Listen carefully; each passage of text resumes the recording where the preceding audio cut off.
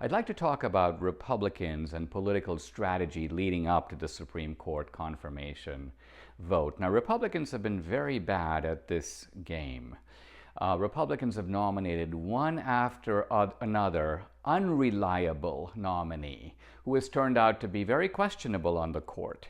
Democrats never do this. They nominate people who can be relied on to vote on their side with Euclidean certainty 100% of the time. We nominate people like Sandra Day O'Connor, David Souter, Anthony Kennedy, even Justice Roberts, a little bit of a dubious character, it turns out. So it's time to toughen up. It's time for us to have nominees like the Democrats, people we can count on. And it's also time for us to understand that the left treats the process as a charade. They did that with Kavanaugh, and I think we've drawn an important lesson from it. Maybe even Mitt Romney has learned something. I was really happy to see, somewhat unexpected, Romney coming out and saying, listen, let's move this process through. Let's get it done before the election. Now, obviously, Romney was under pressure from Republicans in Utah. He's been such an apostate that some of those guys told him, listen, if you betray us on this one, we're going to throw you into the Salt Lake.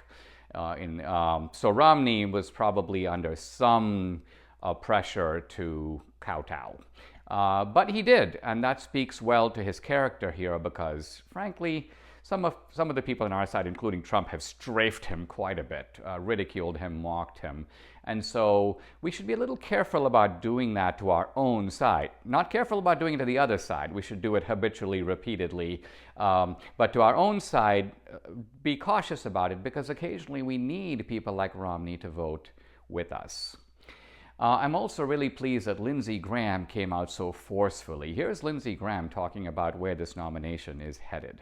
But we're going to have a process that you'll be proud of. The nominee is going to be supported by every Republican in the Judiciary Committee, and we've got the votes to confirm the justice on the floor of the Senate before the election, and that's what's coming. Now, I think that with Graham, he was radicalized by the Kavanaugh hearings. Graham saw up close what unscrupulous characters the left is, how they're willing to make up stuff. They'll produce one after another accuser. Oh, he did this. Oh, he did that. And then notice that once Kavanaugh was seated, it all evaporates. It all disappears.